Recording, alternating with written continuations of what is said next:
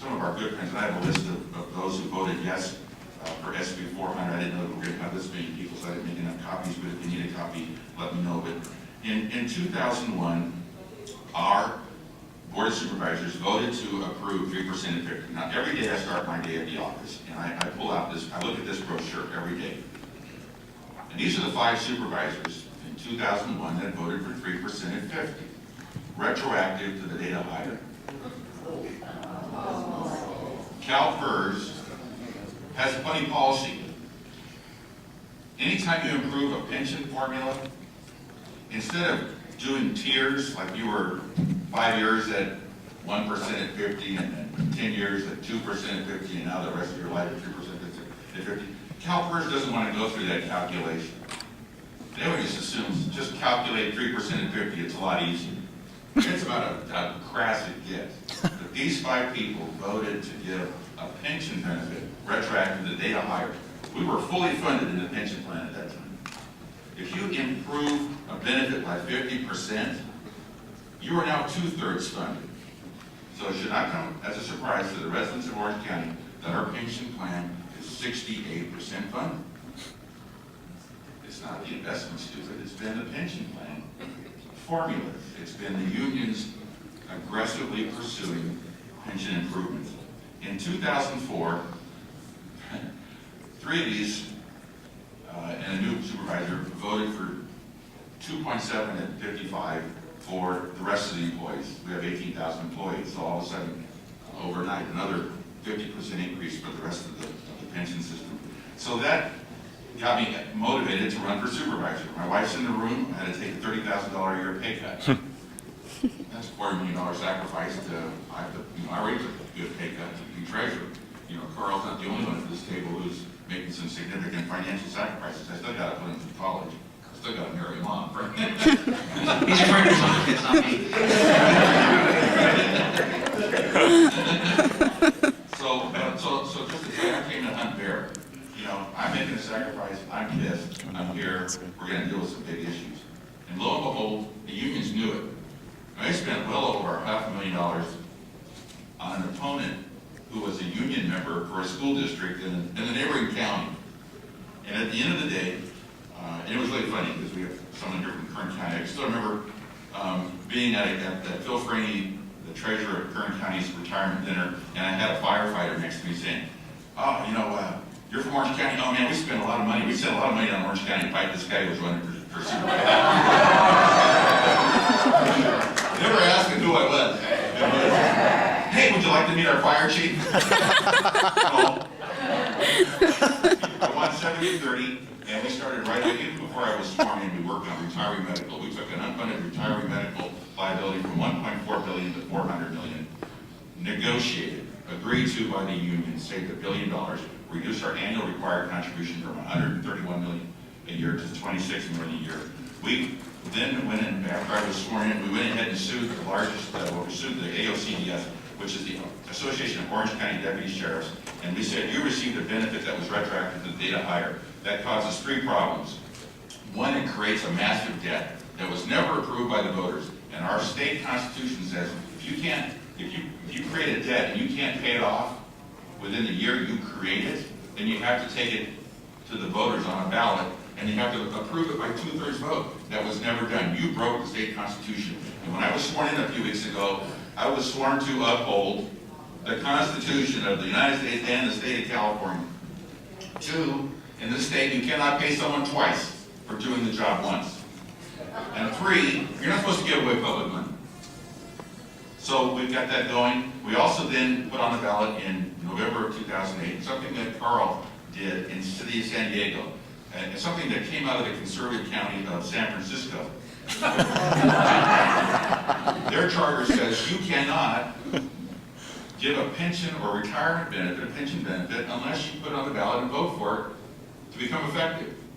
It's worked pretty well in San Francisco. Ironically, at the time before the markets were crazy, they were the best funded plan in the state because these electeds couldn't monkey with it. So we put that on the ballot. It passed 75-25. So even the Register, which is sort of tries to be conservative libertarian, they said, the horse is out of the barn. You know, what are you wasting your time? In fact, that argument was used just last month in Ventura County, and they couldn't put the same ballot measure on their ballot. It lost 4-1. I mean, couldn't even get a second vote. I don't even know how they had the second to discuss it. And there's 3 Republicans on that board of supervisors. It's just mind blowing. But what they fail to realize is that once you can negotiate benefits down, which we're doing in Orange County, if they want them to go back up, they got to go to the voters.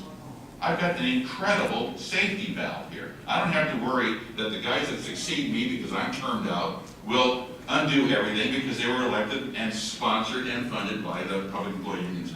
Also, just to wrap up because I'm getting my time, we also did negotiations, and last year we negotiated no pay raises for 3 years. Deputy sheriffs have to start withholding for their pensions for their side because they were being paid 100%, and we put in new tiers.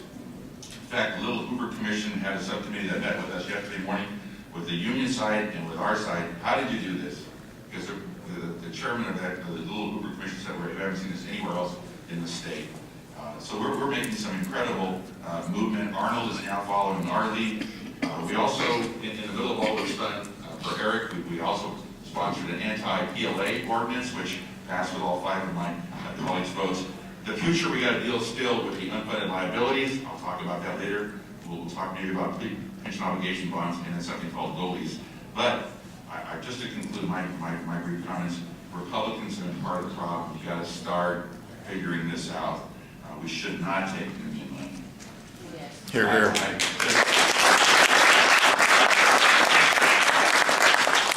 talk about dealing with lobbyists. They're the biggest lobby. They're 80% of my budget. How can I take their money and be independent in negotiations? I don't get it.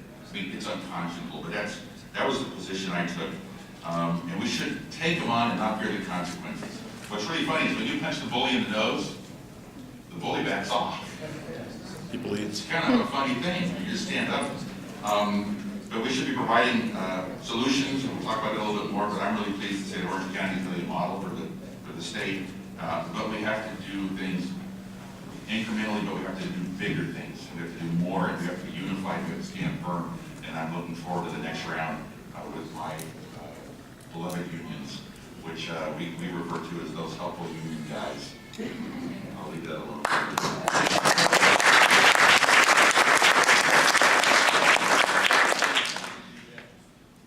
Well, I'll pick up where John left off.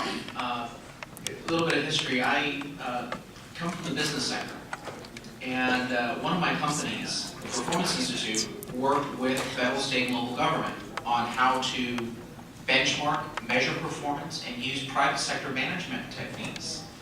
And over the decade that I was working in that area, I was always frustrated trying to work with government managers who basically knew that this was the right way to manage. This is the right way to do it. But then they would say, but, I don't have the ability to do this because the labor contract says I can't evaluate my employees' performance. I can't do this in terms of recognizing and rewarding my highest performing employees because the labor contract says that I can't put it up on a public board. I can't replace this person that I want to keep during this budget cut. I want to keep this best performer because they've been here less time. I have to actually lay off my good performer and keep the ones that are causing the trouble. And so it got really frustrating at a national level when I would deal with all sorts of governments on trying to help them understand how to improve their cost efficiency and improve their performance. In the city of San Diego, I was taking that same lens and looking at what was going on. And I noticed that the city's financials were not making sense. So I started asking questions, just for fun. Just, hey, I'm flying to Washington every week, helping other cities and counties out. I'll do this pro bono for you, because I love San Diego, love my hometown. And I met first with the Republicans, who I thought would be natural allies, who would spearhead this and ask the questions. Mayor Dick Murphy, Brian Mainshine, Jim Adaffer, Republicans. They didn't want anything to do with it. Oh, I can't ask these questions. The labor unions will be upset. I'm like thinking to myself, wait a minute, I thought they told me you were a Republican. I thought you were the good guy. And these individuals colluded with labor